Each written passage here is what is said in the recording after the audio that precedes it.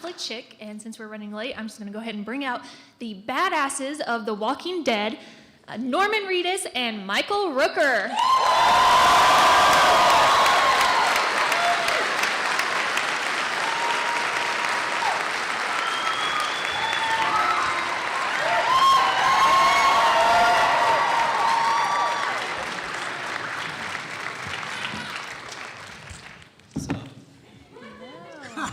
What's up?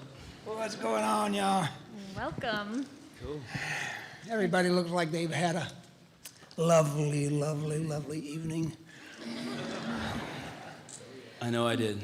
Are you guys awake? Yeah. All right. So I'm just going to start off. What I would like to know, Norman, is this season particularly has had a huge increase in the amount of action scenes. So how has it been filming more intense action scenes than the previous seasons? Oh, it's exhausting, but it's fun. You know, the crossbow is like one of those instruments. You kind of go somewhere high and you pull out your bolts and you pick things off. When there's a scene that's written where I, would wipe out a bunch of people, it becomes like a math problem because you can't shoot an arrow, so you have to dry fire an arrow, but you have to load it on camera, drop it out of frame, pick it back up, dry fire it, pick up the arrow, stick it in someone's face, let go of it. I mean, it's like, you know what I mean? You got to load it, drop it out of camera, throw the arrow on the ground, pick it back. It's like, so those get confusing, but it's fun. Yeah, we love getting our hands dirty on this show. You did it quite well, dude. I remember that day, and I was very, very impressed. I didn't know you were that coordinated, actually. I'm really not, but but you were knocking it out there. Yeah, but I mean, then you see me going, God, fuck. Oh, I saw you cursing in between takes. You're like, mother, son of a gun. One take I actually threw the crossbow. Yeah. I was like, ah. It's a semi-automatic crossbow. Yeah, we like that kind of shit. And Michael, are Yes. we going to be seeing Merle anytime soon? I already answered that. I just said yes before you asked the question. I knew what you were going to ask. Okay. Tonight, baby. It's a great episode tonight. All right. I know you guys probably have a lot of questions too, so go ahead and start lining up, and I will ask one more question. Bam. So if you had, you yourselves, had to survive a zombie apocalypse with one of the Walking Dead characters, who would you want to be your wingman? I'd take this guy. Without a doubt, this badass right here. Yeah. All right, go ahead. Hi. Yesterday, Sean and Rock were really nice to let me have your little thingies, and I left everything Don't in be the saying cab. little thingies around us, okay? The signs We with won't your put up with names that. on them. I left all of Saturday's goodies, the t-shirts, signs, autographs, photo ops, in the fucking cab last night. So can I at least start over with your thank you? You got it. Damn, you got it. And I forgot to mention, please don't ask for hugs, because you can get that down on the floor at their booths. So questions? This one is for Norman. I'll totally hug you. I'll totally say I'll take a picture. Send it to his mom. That's what he gets for growing up in New York. Your character isn't on the in any comic book, but it is in the show, and you're not really expected to develop and do things that other characters that are in the comic book are. How have you used this to advantage to make the character more your own? Well, I don't know that I'm not supposed to develop. I'm not sure what that part means. But yeah, I mean, we follow the comic book, but not exactly, So all the characters, hopefully develop and do things. I mean, it's sort of liberating not having, any sort of rules whatsoever. But I mean, the writers on the show are really good, and I said it before, but with movies you kind of go from here to here, and you sort of make that arc. With TV, you kind of, or I'm discovering, you kind of do things and you drop these little seeds on the ground, and hopefully they turn into trees and storylines. And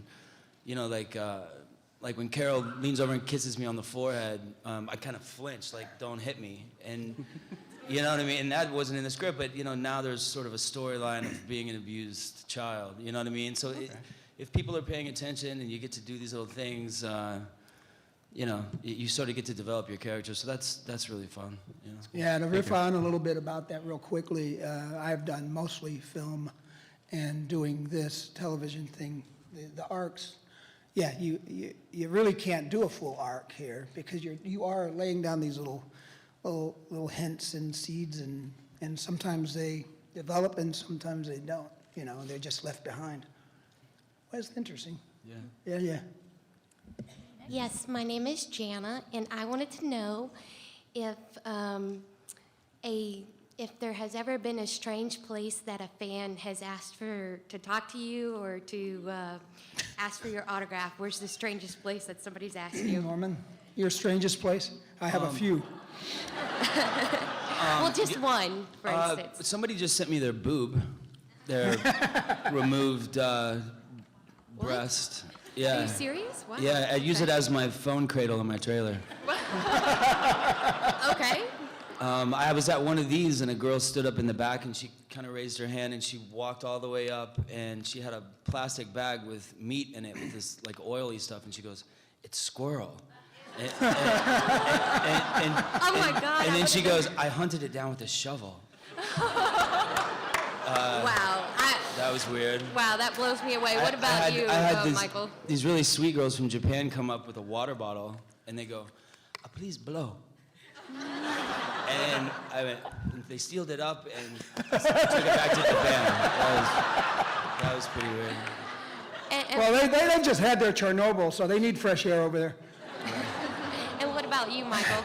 Oh. I know it sucks, but look at the energy. Look at what we're doing here. It's like, come on. God, that sucks. Anything Anyway. else for you, Michael? What do you want to know? Anything crazy like that? I have nothing as great as that, blowing in the bottle. Oh. I have, Well, thank you very basic much. stuff like, can I get your autograph from the next door urinal? Yeah, I mean that's happened, and you're just going like, oh, please. And you turn your head and you continue your business, and then you're just like, later, buddy, later. You pee on their All leg. right. Yeah. Well, thank you very That's much. what I should have done. Just turned around and said, oh, what do you need? Right? Well, thank you very much, and all the fans, appreciate you guys being here. Well, thanks for Great, having us. thank you for coming. Thank you Thank for you. coming. Hey, how you doing? This is a question for Norman. It's a two-part transportation question. One is, how relieved were you that your character didn't have to ride a horse when you were on the farm? what? Because after talking What are you talking about? He can ride. with Sean Patrick Flannery, he said that might be something you'd be relieved about. What, not riding a horse? Not riding a horse. I've gotten better on a horse, but horses freak me out with their big eyeballs, and they're like, oh, they can smell your fear. I'm like, fuck that, like.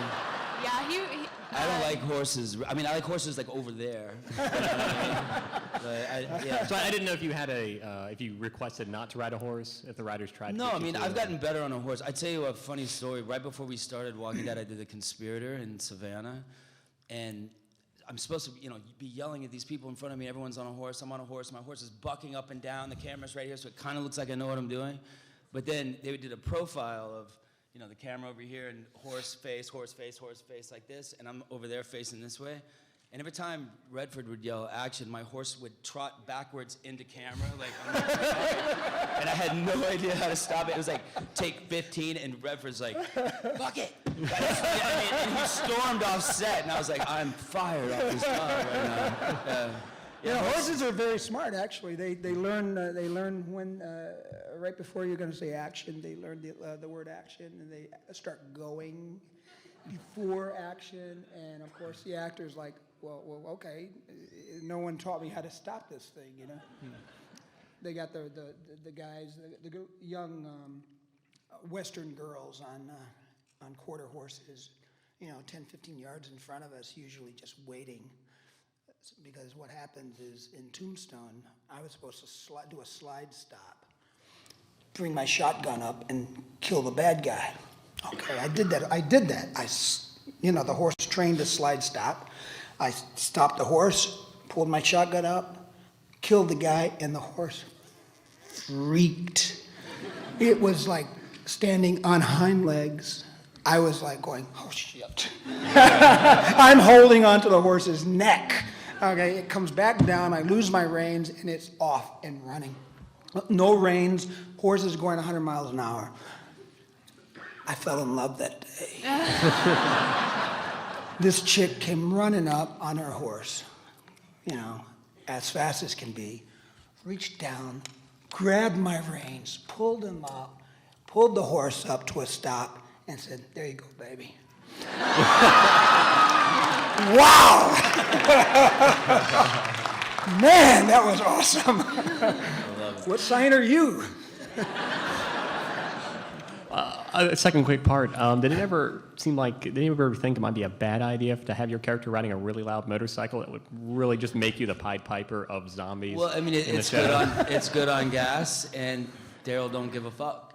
You know what I'm saying? There you go. All right. Well, thank you. Catch me if you can, you know what I'm saying? Where do you find sources of inspiration for your characters since you don't have comic book references to make them?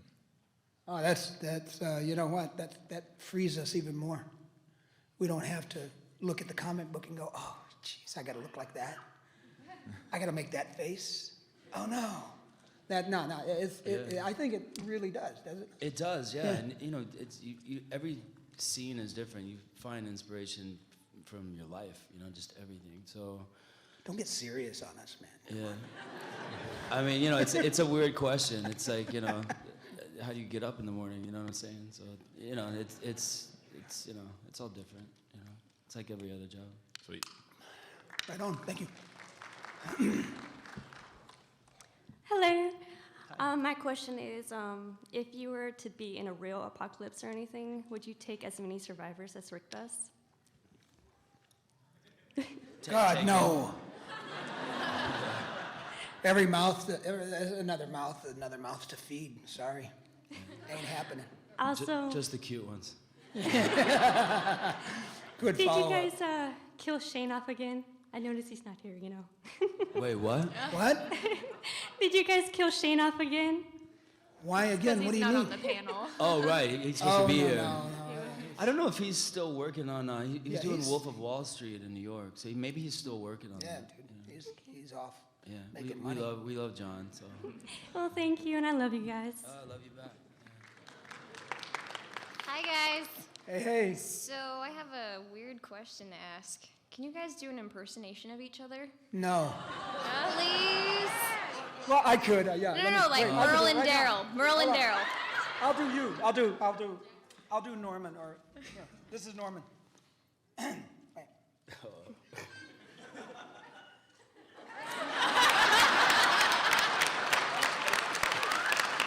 As me or as Daryl?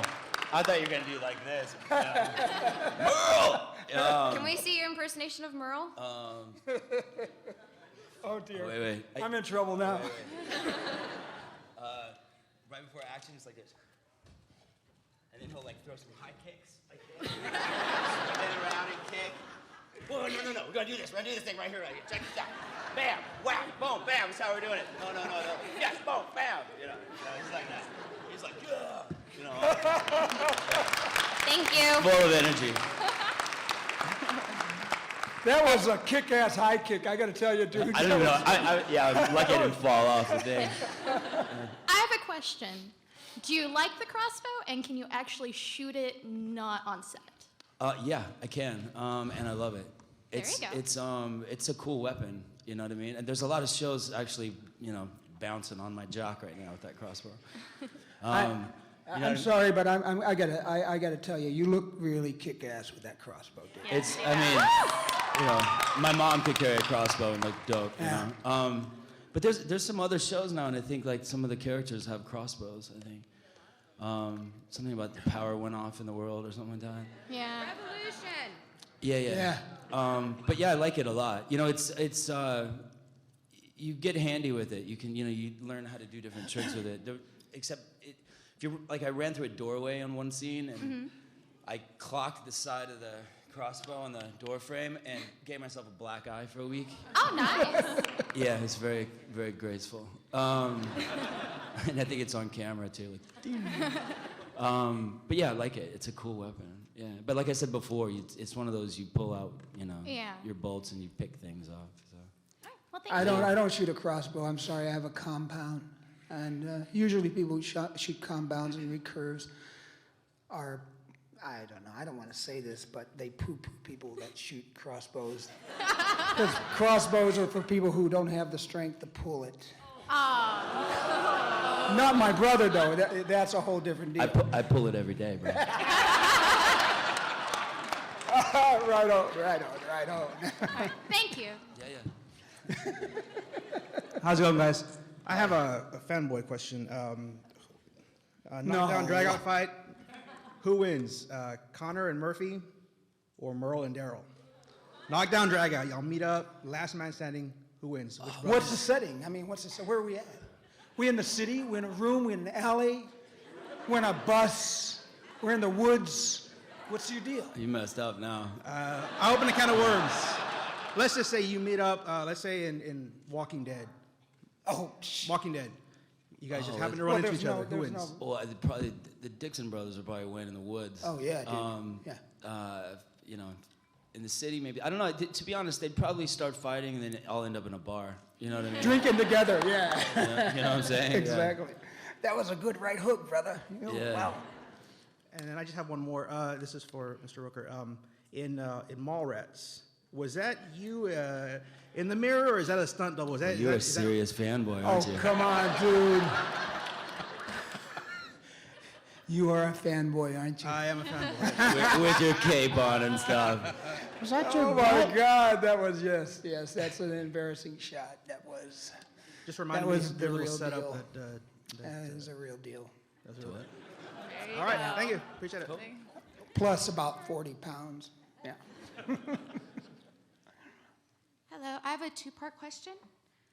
First off, in the first episode of season 3, where Rick hacks off the leg, can you explain how they actually did it?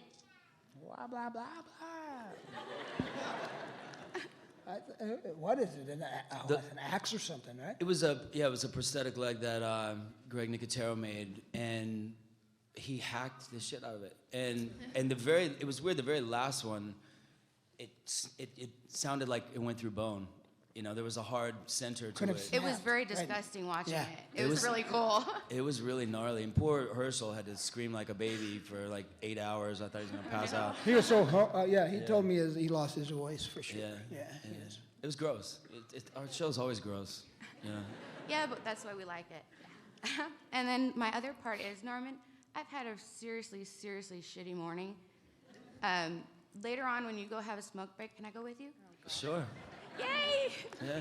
What happened to your morning? I'm curious. You're very giving. Well, a friend of mine was supposed to drive me to Denver, or not Denver, Dallas. I'm sorry, to Dallas, so I could catch a plane back home to Phoenix, and she completely flaked out on me, and now I'm stuck in Austin.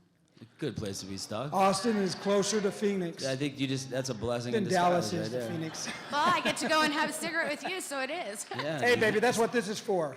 And I want a hug from you again, Mr. Rooker.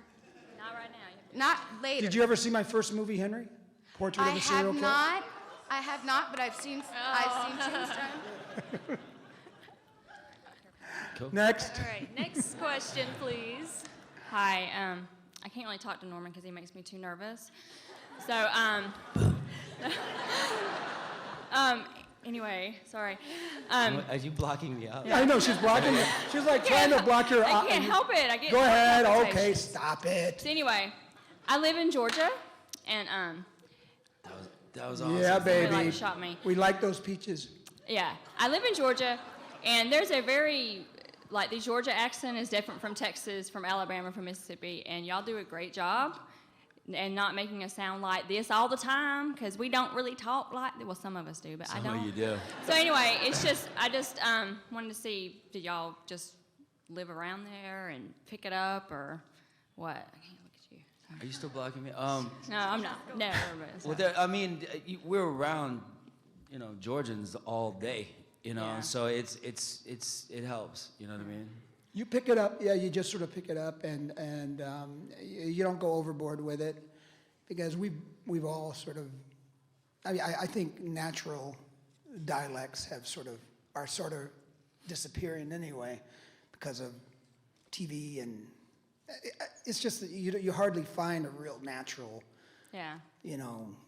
Alabama or Georgia or Floridian, they're hard to come by, Yeah. so. Right. It's Oh, a and just combination of everything. One more thing. Is Morgan going to be coming back? None of your business. Next. I've been trying that. Okay, thank you. Boo! Boo! Boo! Saved!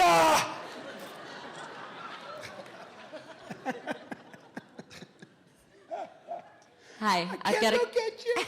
You're too good looking.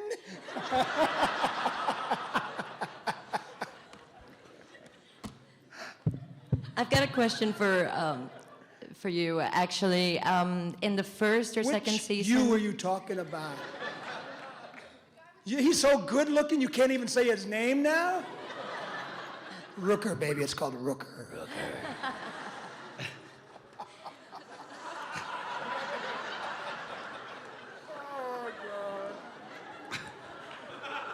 Wig up! In the first or second season of Walking Dead, you introduced the legend of the Cherokee Rose. And I wanted to know if that was something that you introduced to the character, or was it something that was written for the character? That was something that was written, yeah. I really liked that episode because it kind of came out of nowhere. And it was much different than everything else, so. Yeah, I loved it. And working with Melissa, she's such a good actress, and she's got these big blue eyes, and everything you say just sort of bounces back at you. She's really interesting. So that wasn't me. That was Thank you. Hi, guys.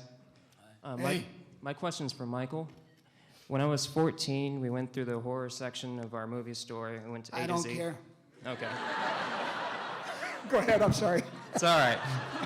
Well, we saw Henry, Portrait of a Serial Killer, and it's one of my favorite movies.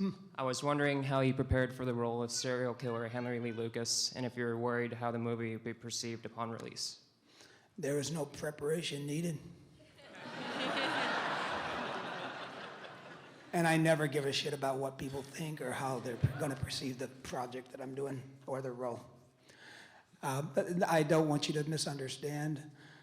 There was really nothing written on that subject that really turned me on, that really helped. The only thing that really assisted me as the actor was a real-life video of Henry Lee Lucas being interviewed by Texas Rangers after he'd already been captured. And that was kind of cool because I was just checking out his body language, pretty much. I don't even think I could hear the dialogue. It was just a camera from the ceiling, and I could see how he sat, what he did with his hands, and the attitude of the interrogator, and how he responded to that, which was very cool, and that helped a lot. You did a great job, sir. Thank you. Thank you. Hi, this is for Norman. What was it? Flannery had like a lot of funny stories about you and like everybody. They're all lies, all of them. I was like the wondering. fish He's that- Irish, man. He's got You the know, gift.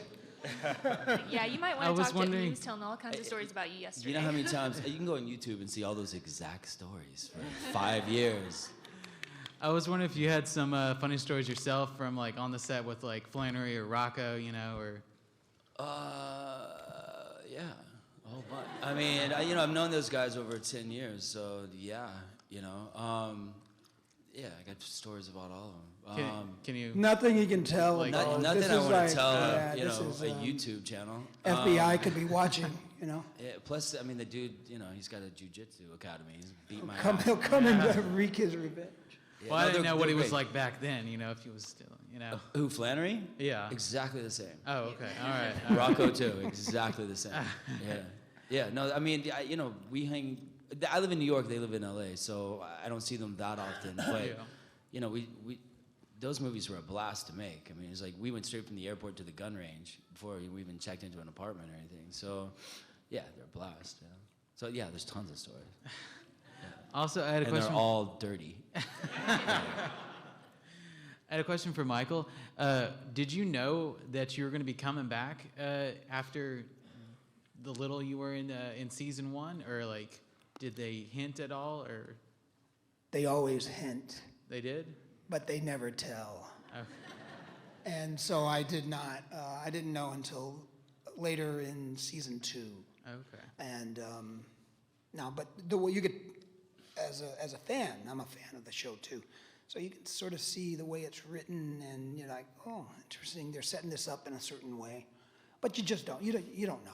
I move on with my life after I do a project. Yeah, and, of course. And continue to work. So it just so happened that when the time came that they were going to offer and want me back on, I wasn't off, you know, doing something. So I was very fortunate to get back on the show, and I was very fortunate that, you know, when you do a job, you try to do your best work in everything you do, no matter how small or large the role is. So my friend took out her stopwatch one time, and she pressed play, and it came up with 7.5 minutes. So from the beginning of The Walking Dead until tonight when I show up again, I've been on the show for 7.5 minutes. So shit has happened. 7.5 minutes. Any actor out there, 7.5 minutes can change your life. So give it your all every time. Right on. Thank you. Thank you, you too. Just to warn you, we only have a few minutes left. Are you an owl? Actually, a flying squirrel. Oh. So, yeah. Anyways, your character, when you get into the hunting mode, since you really go primal instinct on everything, and it's just really cool the way it comes out. And, you know, you're collecting the ears and stuff and whatnot. What I was wondering is, I noticed you have a short supply of arrows, and on last week's episode, you janked it right out of the guy's head, put it in your teeth while you were drawing back the string for the next shoot. What did they use for, how did gray matter, and what did they use for that? What did it taste like? That stuff tastes good. Don't worry about it. What do they use for brain matter on the arrows when I pull it out of the head? Is there Yeah. Put it in your like, mouth. What did they use? I mean, gelatin? Some sort of jello? No, yeah, I mean, I'm always sticking shit in my mouth. I don't know. That's why he's so popular. You know what I'm saying? Yeah. Do you actually hunt? That's Do you why I go have hunting? sunglasses on. What? Do you go hunting? Are you a hunter? No, I mean, I live in New York. You know. Okay. You hunt tourists. Cool. But no, I mean, we really get into it.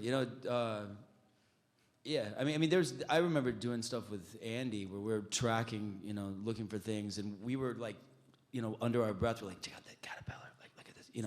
We're really doing stuff. So it's fun to do. I mean, everything kind of comes out of Daryl that way. You know what I mean? Yeah. It kind of goes like this, and it comes out that way. Right on. You're a great owl, man. Get out of here. Next question. Yeah. Fly away. What's up, fellas? What's up? What up, man? Welcome to Austin. Thanks, man. Yeah. Question, put yourself in the director's chair. Which main character would you kill next, and why? Wow, good Give us a question. skinny. Shit happens, man. Anybody's open. It's open game. So, first off, you should know, it's not the director's choice. It's not. Yeah. And plus, our show's not really, but it's not like Survivor Island where it's like, who's gonna get written off this week? It's like, it's not really our show. I don't want people to think that's our show because it's not. But it's not up to the director. There's 50 people on top of a building with metal brains figuring that out. Thank you. Thank you, fellas. Yeah. Right on. Hey, I have a question for Norman. Season 2, the big barn scene where you guys are riding around and shooting off zombies. Did you have to learn how to ride a bike first? And like, was it difficult riding on that terrain? Because I ride a bike too, and it always hurts when you hit potholes. Well, I mean, that bike is especially, hurts your butt. But I have my own bike in Georgia. I have one in New York, and I have one in LA that I keep actually in Flannery's garage. But I've been riding for a long time. But when we shot that bit, it was really cold, and it was really late at night, and the grass had iced over. So there was one take where I come up over that thing, and I'm heading down to the fence, and I slid the bike, like laid it down and slid on it, but I jumped up on it and sort of rode it like a surfboard, like a skateboard or something. And then I jumped off of the bike, I slid it down, and then I jumped off, pulled the pistol, and started shooting at the fence. Right on, And then brother. they yelled, cut, and I go, did you get it? Did you get it? And they go, no. As soon as you went down, I panned over. I was like, yeah. Oh, that sucks. That totally sucks. 'Cause Yeah. that's hard to do. Yeah, it was like this, it was a great move. Next. Thanks. Thank you. This is going to be our last question. No, Mom. Oh, we have time. I know. Come I on. know. 2 more, please. I, Okay, thank Maybe. you. If Next, they're go ahead. We'll quick. take your time. Hi, guys. As we all know, both Daryl and Merle are complete badasses, but I also just wanted to say that I think Norman has done one of the most nuanced and subtle emotional and human characters. Thank you. And in your 7.5 minutes, you took a character that could easily have been very one-dimensional and brought it to life and made it very human as well. So my question is, what is your favorite bit of, I guess, emotional characterization or emotional scene that has brought a little more humanity into the apocalyptic, badass zombie world? Beautiful question. I think the Cherokee Rose. I got a lot of female fans after that scene. That was, every time I talk about my brother on the show, like that's a big. I mean, I'm pretty emotionally damaged already, so those things are, I do. But I think the Cherokee Rose for me, probably. Good. That was a beautiful scene too. Beautiful sequence. My female fans came when I started talking about sugar tits and stuff. But that was right off the first episode. I could go on, but I won't. I don't know if there are children in here or not, but yeah. And so I got a bunch of them now, female fans, and that's cool. I love them. I grew up with 6 women anyway in my house. I was the only boy, and so I dig women. Spent my entire life at the gym. Are you serious? Yeah. I'm not going home. The rooftop scene, that 4 minutes for me was by far some of the most beautifully written material that I have ever had an opportunity to do, bar none, from day one of my career. So, thank you, Frank Darabont. Absolutely. Fuck yes. Thank you. Yeah, absolutely. And that is all the time we have. They're going to kick us out. Thank you, guys. Thanks for coming. Let's give them a round of Thanks for having us.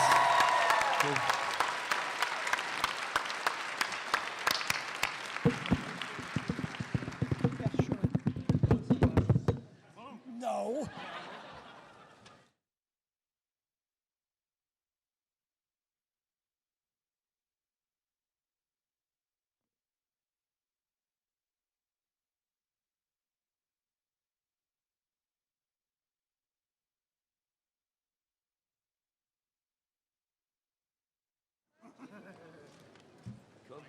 Right on, guys. Absolutely. Thank you. Thanks for coming, everybody. Yeah. Right here. November 13th. Kicking ass. It's going to be on all of them. I play Mike Harper. I have bigger arms than I have now. Let's get out of here.